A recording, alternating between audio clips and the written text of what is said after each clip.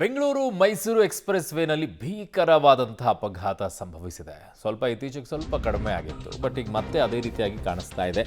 Car ಮತ್ತೆ Airavat bus ನಡುವೆ ಡಿಕ್ಕಿ ಆಗಿದೆ. 4 ಸಾವನ್ನಪ್ಪಿದ್ದಾರೆ. ಮಂಡ್ಯ ತಾಲೂಕು ತೂಬಿನಕೆರೆ ಎಕ್ಸಿಟ್ ಬಳಿ ಆಗಿರುವಂಥ ಘಟನೆ ಇದು. ಎಕ್ಸ್‌ಪ್ರೆಸ್ ವೇನಿಂದ ಎಕ್ಸಿಟ್ ಆಗುವಾಗ ಕಾರು ಚಾಲಕನಿಗೆ ಗೊಂದಲ ಆಯ್ತಂತೆ. ಗೊಂದಲದಿಂದ ಮತ್ತೆ ಎಕ್ಸ್‌ಪ್ರೆಸ್ ವೇಗೆ ಕಾರು ತಿರುಗಿಸಿದ್ದಾನೆ ಚಾಲಕ. ಹಿಂದಿನಿಂದ ವೇಗವಾಗಿ ಬಂದಂಥ ಐರಾವತ ಬಸ್ ಡಿಕ್ಕಿ ಹೊಡೆದಿದೆ. ಅಪಘಾತದ ರಭಸಕ್ಕೆ ನಜ್ಜುಗುಜ್ಜಾಗೋಗ್ಬಿಟ್ಟಿದೆ ಕಾರು.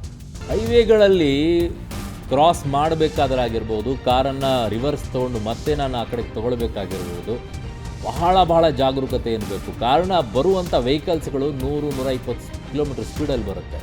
ಯಾರಿಗೂ ಕಂಟ್ರೋಲ್ ಸಿಗಲ್ಲ ಇಮ್ಮಿಡಿಯೇಟ್ ಆಗಿ. ನೀವು ಆ ಥರ ಮಾಡ್ಕೊಂಡು ಹುಚ್ಚಾಟ ಮಾಡ್ಕೊಳಕ್ಕೆ ಹೋದರೆ ಹಿಂಗೆ ಜೀವನ ಹಾಳು ಮಾಡ್ಕೊಳ್ಬೇಕು. ಎಂಥ ಅಪಘಾತಗಳಾಗುತ್ತೆ ಗೊತ್ತಾ ಇಂಥವು ಕಡೆಗೆ.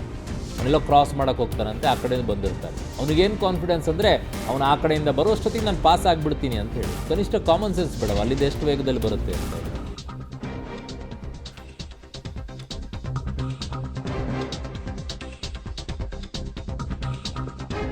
ವಿರಿಯಾಪಟ್ಟಣದ ಸೀಗೂರು ಗ್ರಾಮಕ್ಕೆ ಅಂತ್ಯ ಸಂಸ್ಕಾರಕ್ಕಂತ ಹೋಗ್ತಾ ಇದ್ರಂತೆ.